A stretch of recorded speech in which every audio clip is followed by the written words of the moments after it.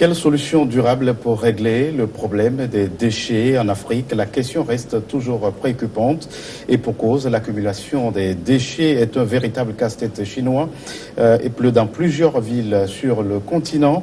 C'est dans ce contexte que certains appellent à changer de paradigme et considérer les détritus non plus comme des matériaux sans aucune valeur, mais plutôt comme une ressource à valoriser. Le Togolais Edem Dalméda promeut cette nouvelle approche. Son expérience dans ce domaine est un véritable success story. Il est notre invité sur ce plateau. Vous êtes directeur général d'Africa Global Recycling. Merci d'avoir répondu à notre invitation. Merci de m'avoir invité. Monsieur Dalméda, commençons par une définition toute simple. C'est quoi un déchet? Un déchet, c'est ce qui est censé ne plus servir. Après consommation, après production, c'est ce pour lequel on n'a plus d'utilité. Pour faire simple. Pour faire simple, vous avez comme slogan « Le déchet est plus qu'un déchet ». Quel regard portez-vous de façon globale sur les déchets? Alors, le déchet est plus qu'un déchet, effectivement, parce que aujourd'hui, le déchet devient une ressource que l'on vend, que l'on achète, mais une ressource qui intègre aussi de nouveaux modes de production, de nouveaux modes de consommation, tels que les objectifs du développement durable aussi l'intègrent.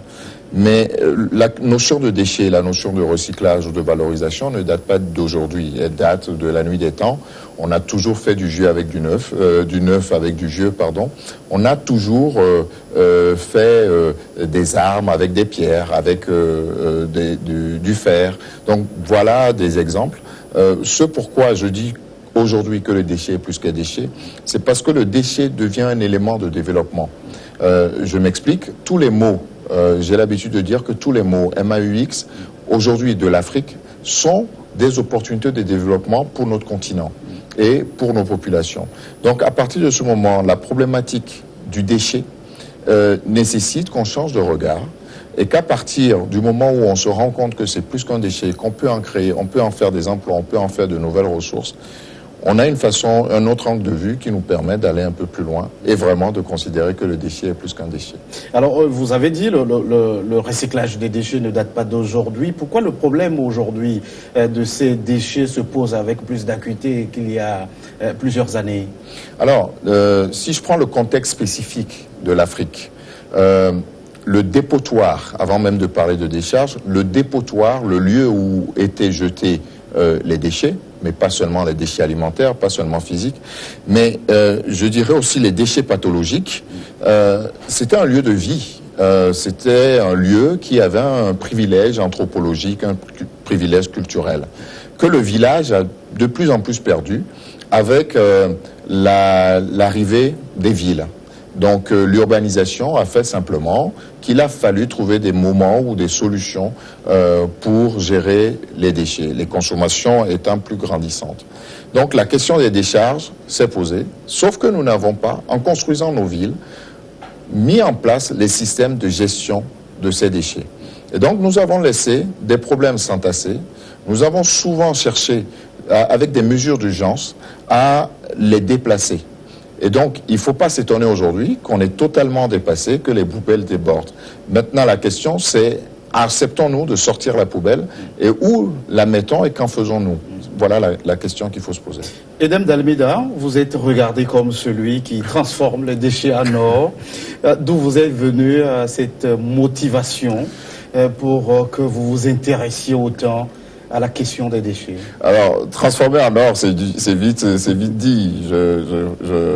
Ça fait joli, mais ce n'est absolument pas le cas. Et je veux être clair, je n'ai rien inventé. Je n'ai rien inventé sur la question des déchets, sur la valorisation des déchets. J'ai fait mes classes chez Suez Environnement en France. Ça fait 15 ans que je suis dans l'univers du déchet. Et il m'était inconcevable de comprendre pourquoi de tels modèles fonctionnaient en Europe. Et nous qui avons toujours l'habitude de toujours vouloir faire comme le blanc, n'arrivions pas à gérer nos déchets comme ils le faisaient. Je suis revenu au pays et j'ai essayé de comprendre tout simplement pourquoi ça ne marchait pas. Ça ne marche pas parce que l'approche culturelle est différente. Ça ne marche pas parce que nous consommons différemment, ça ne marche pas parce que nous produisons différemment, et ça ne marche pas parce que Paris ne sera jamais Lomé, Lomé ne sera jamais Paris. Et qu'en fait, il faut toujours une adaptation dans les solutions. Et donc, c'est ce que j'ai essayé de faire, de prendre des modèles qui marchent un peu partout, et en Afrique et en Europe, et de trouver toujours le moyen de créer de nouveaux modèles économiques et aussi en termes d'innovation sociale. Ce qui fait qu'aujourd'hui, nous sommes Africa Global Recycling, pionniers sur la question des déchets, mais avec un changement de regard, une vue qui intègre simplement le fait qu'à partir du déchet, on puisse construire des passerelles vers l'emploi, vers la jeunesse, vers l'entrepreneuriat, vers l'agriculture, vers l'industrie, vers l'éducation. Voilà un ensemble de choses qui font qu'aujourd'hui, Africa Global Recycling est ce qu'elle est et explique ma vision des choses. Alors, vous êtes engagé à rendre la gestion des déchets rentable non seulement pour vous-même, mais aussi pour vos clients. Comment arrivez-vous à gagner ce pari ? Alors, il faut, comme je l'ai dit, adapter les solutions. Il y a des nouveaux modèles économiques à réfléchir, à adopter.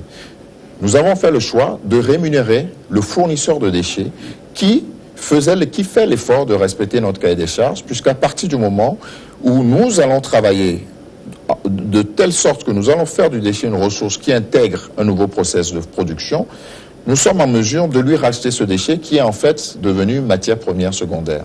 Voilà le calcul que nous avons fait. Mais entre ces deux points, du fournisseur au recycleur final, il y a des équations à résoudre. Des équations en termes de logistique, des équations en termes de production, des équations en termes d'exploitation, en termes de fiscalité. Et c'est ce que nous essayons de faire. Nous approchons du but, la rentabilité est là. La rentabilité serait plus avérée si nos gouvernants, nos décideurs accompagnaient et changeaient de regard sur la question des déchets. Alors, on va parler simple. Comment se présente la chaîne de valeur dans le cadre de ce processus ? Alors, ce processus, nous venons simplement voir un fournisseur de déchets, un producteur de déchets. Nous identifions les déchets qu'il produit. Nous lui garantissons de ressortir de tout son post-déchet tout ce qui est valorisable ou recyclable. Une partie du déchet va à la décharge ou au centre d'enfouissement. Et puis le reste, nous nous engageons à trouver des solutions pour recycler son déchet.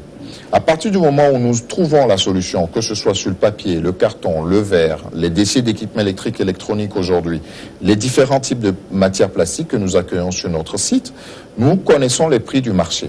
À partir du moment où nous connaissons les prix du marché, c'est un calcul simple de rentabilité au niveau de la production à faire, de l'exploitation à faire, qui fait que le résidu qui reste, nous le reversons simplement aux fournisseurs de déchets. Alors, votre approche, elle est quand même innovante. Il faut rappeler que les villes africaines, elles se ressemblent les unes aux autres, avec leur lot de défis liés à la question des déchets. Alors, ces déchets, on le sait, avant, étaient enfouis au sol. Quel regard vous portez sur cette méthode ? Alors, l'enfouissement sauvage n'est pas une solution. On l'a vu, nos nappes sont complètement polluées, nos terres sont complètement polluées. Et puis, il y a la question aujourd'hui que tout le monde porte, mais qui n'est pas une solution miracle, mais ce sont des projets structurants, ce sont les centres d'enfouissement techniques. Techniques parce que toutes les conditions sont rassemblées pour éviter les pollutions, toutes les conditions sont rassemblées ou pensées pour que le déchet soit, je dirais, encadré et qu'on puisse l'éliminer au bout de 30-35 ans avec un processus, je ne veux pas trop rentrer dans les termes techniques, mais voilà, quelque chose de totalement sécurisant. Maintenant, est-ce que dans le contexte de l'Afrique, avec les questions que nous avons en termes d'emploi... D'abord, pourquoi l'enfouissement est incriminé ?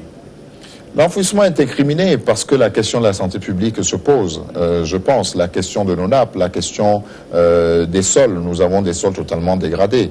Vous allez à des endroits à Lomé, à Goué ou ailleurs, il suffit de creuser pour avoir des résidus de plastique. Vous allez à Conakry, n'en parlons pas. Vous allez à Libreville, c'est exactement la même chose. Donc...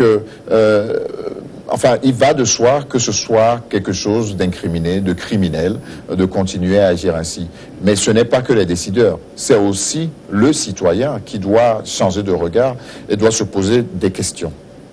Alors, il y a une autre dimension sociale à la question liée au cas de ces personnes qui vivent sur ces sites de ces décharges et menacées d'expulsion en raison de la construction de ces centres d'enfouissement. On est plutôt en face d'une espèce de labyrinthe. Oui, je pense que c'est une erreur que les décideurs font en voulant expulser ces personnes des décharges. Il faut dire que le secteur dit informel aujourd'hui est le secteur le plus structuré et le plus à même de porter les solutions de la valorisation des déchets sur le continent africain. Je suis ferme là-dessus, je n'en démordrai pas. Alors, avant de rendre les décharges illégales, j'ai envie de dire, rendons-les légales. Alors, en rendant la décharge légale, nous mettons en place des coopératives, nous professionnalisons des citoyens qui en vivent déjà, mais nous les aidons à sortir d'une solution de survie à une solution de vie. Et à partir du moment où nous rentrons dans ce contexte où il ne s'agit plus de survie, mais de vie, où des personnes peuvent aller à l'école, où des personnes peuvent se soigner, tout en étant structurés, parce qu'ils paieront de la CNSS, parce qu'ils cotiseront à la caisse de sécurité sociale, parce qu'ils paieront une part d'impôt, c'est l'État qui s'en retrouve gagnant. Et une fois que tout ça s'est structuré, à partir de ce moment, rendons-le illégal si la personne ou si les citoyens ne rentrent pas dans ce processus. Et à partir de ce moment, bon, je pense que ça sera à la sévérité de la loi, aux législateurs, de faire en sorte que ça marche. Mais il est trop tôt. Les centres d'enfouissement technique ne sont pas faits pour créer de l'emploi. Je mets au défi quiconque de me prouver le contraire. Il n'y a pas un modèle économique aujourd'hui pour un centre d'enfouissement de créer de l'emploi. Nous savons qu'en Afrique, nous n'avons pas de problème de chômage. Nous avons un problème de sous-emploi. Pour avoir du chômage, il faut avoir un marché du travail. Alors et le aussi, marché du travail, Eden d'Almeida, oui. Ils ne peuvent pas créer d'emplois. Est-ce que ceux qui sont dans l'informel, ils en créent aussi? Est-ce qu'on peut pérenniser ces types d'activités dont vous parlez? Mais bien sûr, déjà, il faut qu'on arrête de vouloir formaliser ce qui n'est pas formalisable. Le secteur informel a toujours porté nos pays et portera toujours nos pays. Comme je l'ai dit, il faut les aider plutôt en sortant d'une situation de survie à une situation de vie.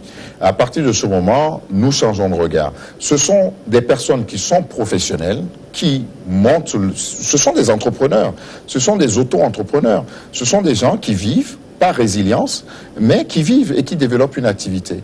Alors quand nous nous trouvons dans une solution où on dit que nous n'avons pas d'emploi, alors qu'il y a une manne extraordinaire, un bassin d'emploi extraordinaire, qui ne demande juste qu'à être structuré et à être accompagné, je me pose des questions. Votre approche commence par ce que vous appelez le tri à la source.